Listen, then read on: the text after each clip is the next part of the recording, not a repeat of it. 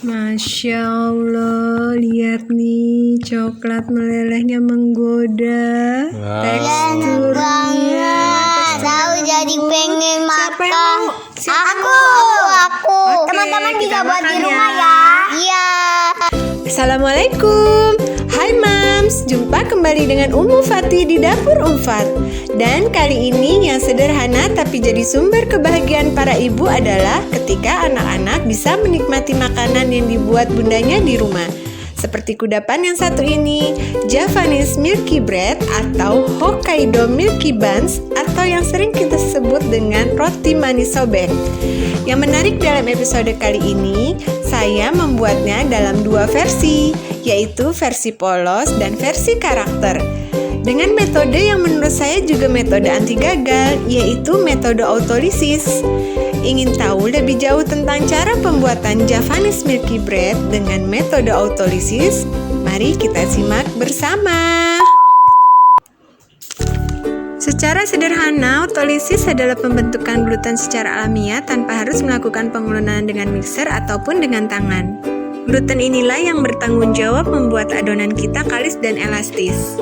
Gluten akan terbentuk dengan sendirinya ketika terigu diberikan air lalu didiamkan selama beberapa waktu. Dua protein yang ada di dalam terigu yaitu glutenin dan gliadin akan saling berikatan. Dalam tahap pencampuran bahan, saya memilih mencampurkan semua bahan kering dengan air terlebih dahulu, lalu mengistirahatkannya selama 6-8 jam. Berikut bahan di tahap pencampuran pertama. Langkah pertama yang kita lakukan ialah mencampurkan seluruh bahan-bahan kering di dalam satu wadah, dimulai dengan 250 gram tepung terigu berprotein tinggi, kemudian 30 gram susu bubuk,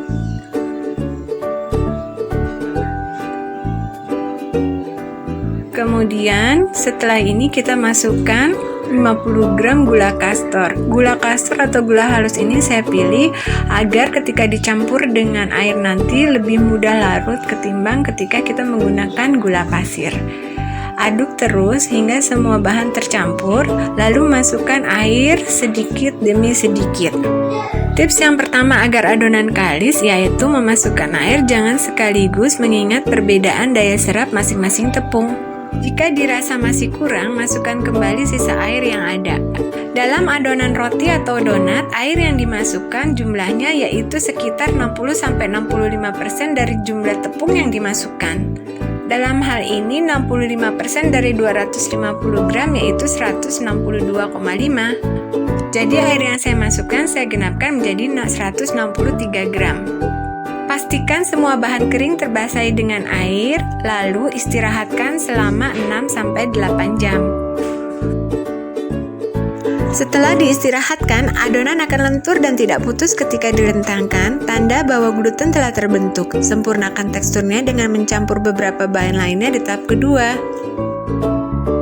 Bahan lainnya yang kita campurkan di tahap pencampuran kedua ini adalah 3 gram ragi instan. Campurkan terlebih dahulu ragi dengan 1 sendok makan air yang tujuannya memudahkan menyatu dengan adonan yang basah atau lembab. Saya memilih mencampurkan dengan mixer agar lebih merata. Jika Mams ingin mencampurkannya dengan tangan juga dimungkinkan. Selanjutnya, masukkan 25 gram mentega. Saya memilih mentega karena aromanya yang harum dan teksturnya yang lebih padat dibanding margarin, sehingga mentega cocok dipilih untuk adonan roti. Campurkan kembali dengan mixer hingga seluruhnya tercampur rata. Bahan terakhir yang dimasukkan ialah garam. Garam pada adonan roti bukan sekedar memperkaya rasa, melainkan juga memperkuat ikatan gluten yang penting dalam mempertahankan struktur roti. Terhitung proses lama pengulunan dengan mixer di tahap kedua setelah gluten terbentuk hanya sekitar 7 menit. Nah, terlihat kan betapa elastisnya adonan yang sudah kalis ketika direntangkan. Tahap berikutnya, kita bagi adonan menjadi beberapa bagian. Ada baiknya seluruh adonan ditimbang terlebih dahulu agar memperoleh berat yang sama. Letakkan masing-masing pada wadah yang berbeda untuk kemudian kita memasuki fase pewarnaan. Untuk warna warna yang pertama ini saya campurkan ialah warna kuning telur. Saya memilih mencampurkannya dengan mixer agar lebih cepat dan mempersingkat waktu. Jika Mams ingin mencampurkannya dengan tangan juga bisa. Warna yang kedua yang saya campurkan ialah warna biru. Campurkan kembali dengan mixer agar lebih merata dan mempersingkat waktu pengerjaan. Pastikan seluruh warna tercampur di dalam adonan. Selanjutnya adalah kita bulatkan adonan yang sudah tercampur rata, lalu kita taruh di dalam wadah. Berikutnya saya berikan warna hijau di dalam adonan. Saya lakukan seperti sebelumnya, di mixer, dibulatkan, lalu ditaruh di dalam wadah. Warna berikutnya yang saya pilih yang mewakili warna-warna pastel adalah merah jambu. Lakukan seperti proses-proses sebelumnya, mixer sampai merata. Kemudian kita bulatkan adonan, lalu kita letakkan di dalam wadah tersendiri. Untuk memudahkan proses ini, jangan lupa selalu mengolesi tangan dengan minyak. Tahap proofing pertama. Proofing adalah sebuah tahapan dalam pembuatan roti untuk mengaktifkan ragi dalam adonan dengan memberi waktu pengistirahatan untuk proses fermentasi. Setelah diistirahatkan selama 60 menit, inilah hasilnya. Adonan mengembang 2 kali lipat dari sebelumnya. Akhirnya, fase yang saya nantikan yaitu pengisian filling dan pembentukan adonan. Saya menggunakan tangan saya untuk merentangkan adonan, lalu mengisinya dengan isian. Isian yang saya gunakan ialah coklat batangan dan keju. Setelah memasukkan isian, bulatkan kembali adonan lalu letakkan di atas loyang yang telah disiapkan. Lakukan seterusnya untuk semua warna sampai seluruh loyang terisi sempurna. Selanjutnya, olesi air terlebih dahulu di bagian yang akan ditempelkan bentuk telinga. Lakukan secara cepat agar adonan tidak terkontaminasi. Saya lanjutkan dengan menempelkan bagian mulut. Dan siap masuk pada tahap proofing kedua. Pada tahap final proofing ini, adonan akan mengembang lebih besar dari sebelumnya hingga memenuhi seluruh bagian loyang.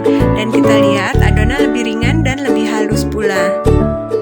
Selanjutnya, jangan lupa menaburkan tepung terigu di atasnya sebagai ciri khas Javanese Milky Bread.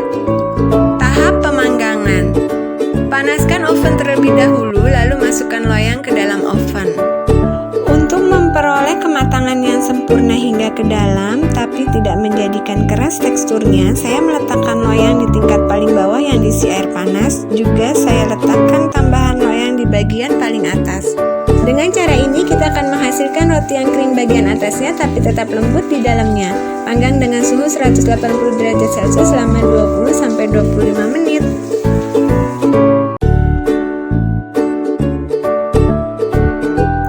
Setelah matang, segera keluarkan dari oven agar adonan tidak berkeringat. Lanjutkan menghias seluruh bagian roti. Saya menghiasnya dengan coklat batangan yang telah dilelehkan, lalu menyelesaikan membentuk bagian mata dan mulut. Kita bisa melibatkan anak-anak dalam tahapan menghias ini. Dan inilah Javanese Milky Bread karakter ala Umu Fatih. Dan rasanya udah gak sabar lihat bagaimana reaksi anak-anak.